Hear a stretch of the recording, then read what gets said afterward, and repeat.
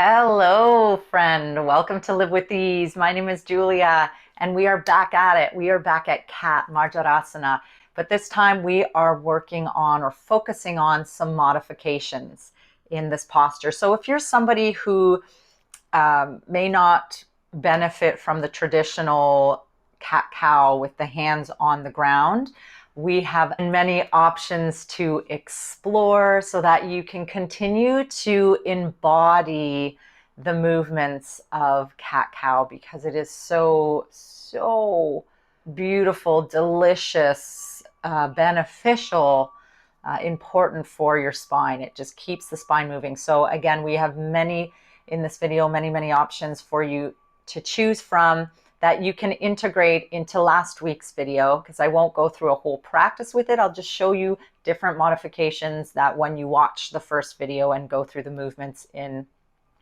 cat-cow, you can play with pretty much all of those in any of the modifications except for two in particular, but I offer you other things there too. So many ways to free up the spine, play with the spine, and just feel, start to feel the space, mobility, energy, and just allowing the nervous system to be the way that we want it to be. Before we begin, of course, subscribe to this channel if you haven't already, or share the channel with someone who you think would benefit from this particular practice or these suggestions in the video or any of the practices on this channel.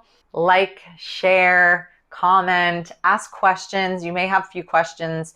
Some things might have come up during this video, so please drop them in the comments below, in the comment box below, and ask away.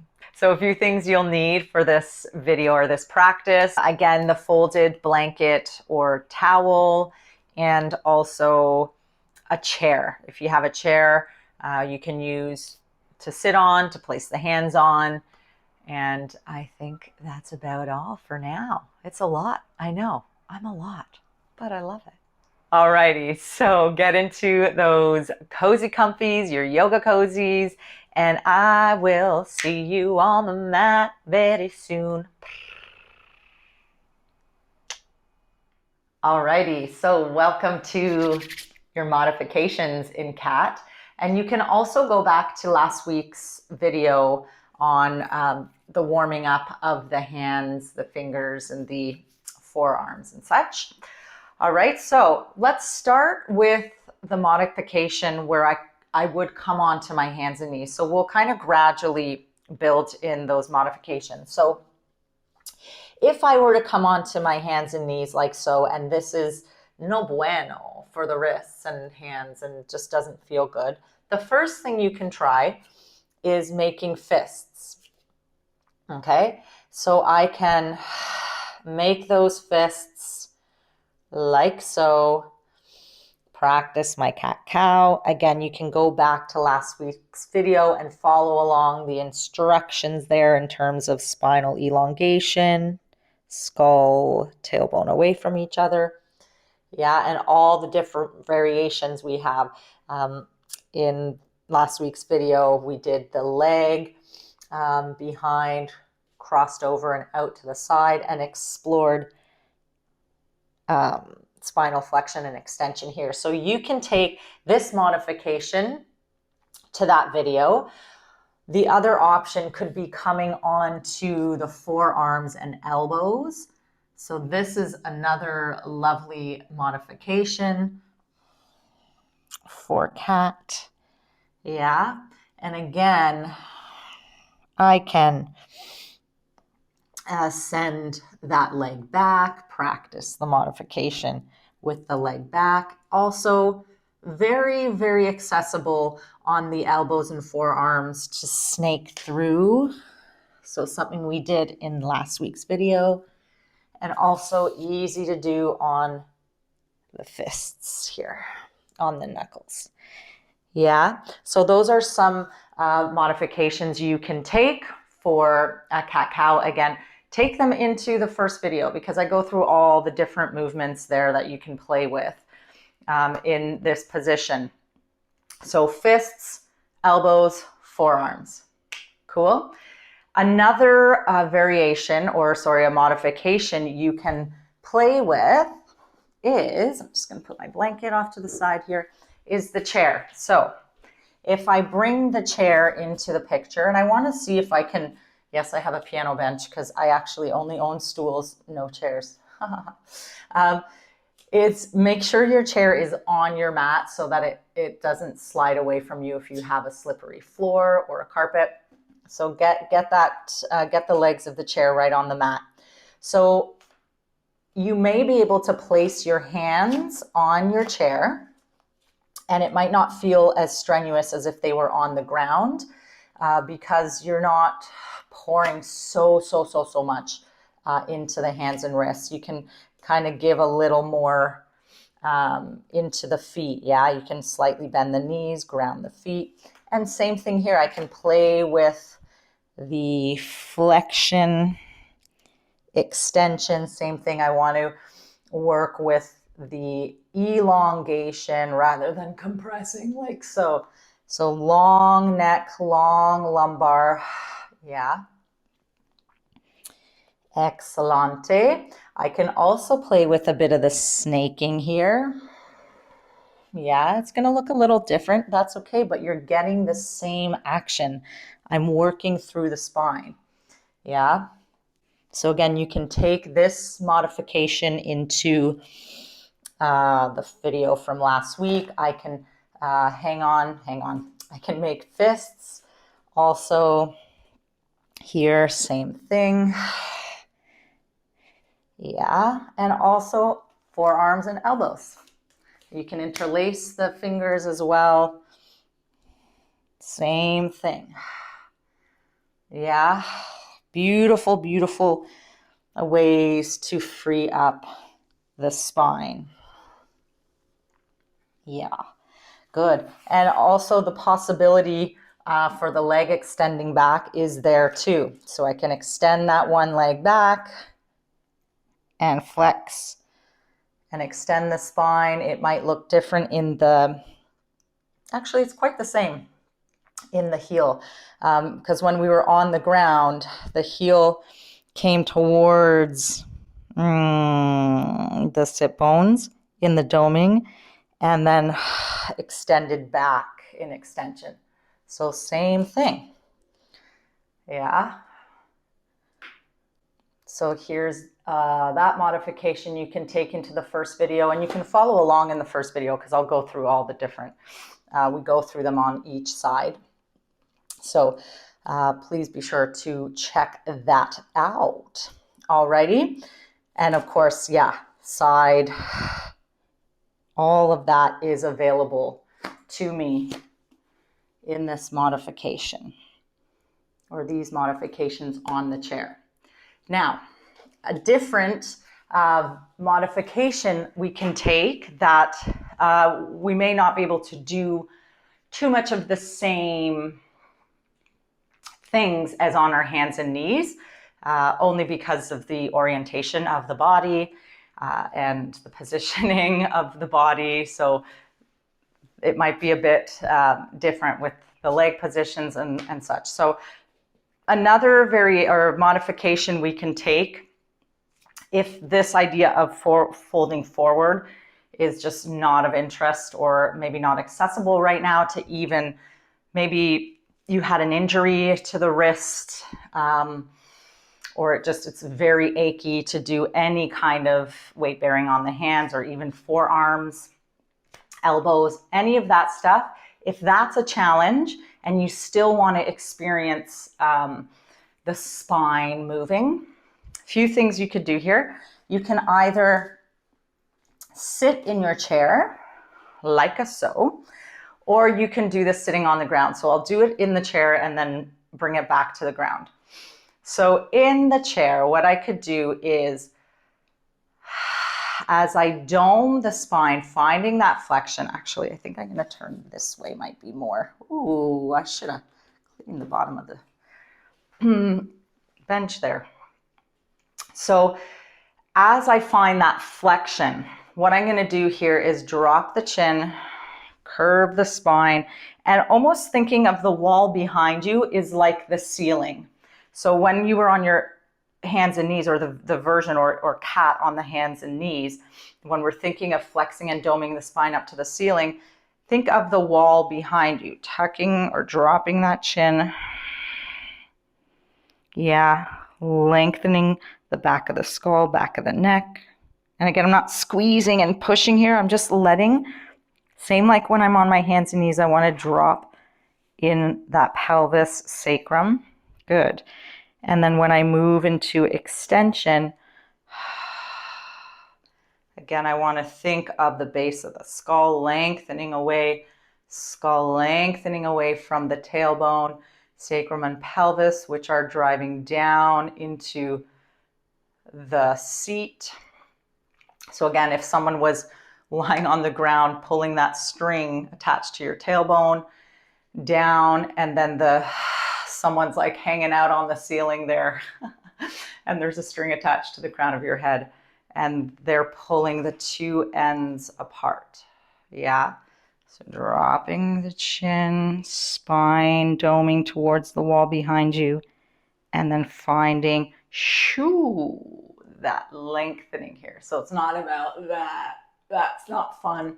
That's uncomfortable. That'll lead to tension in your back, in your spine, pinching, pain, discomfort, blah, blah, blah, blah. Not fun. So we want to find length. And the more we find that length, we actually create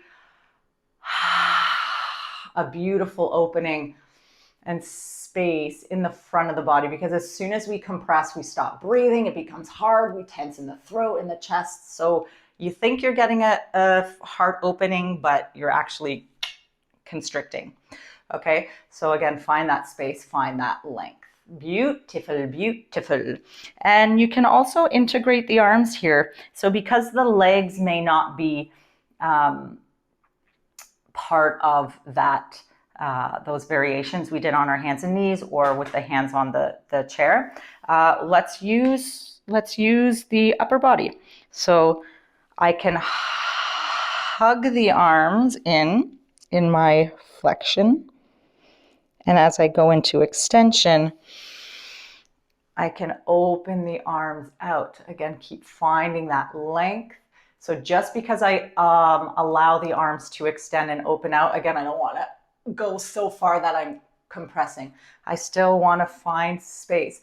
So arms are going horizontal, spine is going vertical. Ah, yes. And again, you can play with the rhythm of the breath, whether you want to exhale into the flexion, inhale into extension, or I can inhale into my flexion, exhale into extension. And the other version was inhale neutral, exhale flexion, inhale neutral, exhale extension. Just like so. Beautiful. And then the snaking, that sort of rippling through the spine, is also very possible here. I can place my hands on the thighs. I can bring the knees a little bit, or the heels a little bit closer towards me, maybe widen the feet a little bit, and then find that flexion and then scoop through.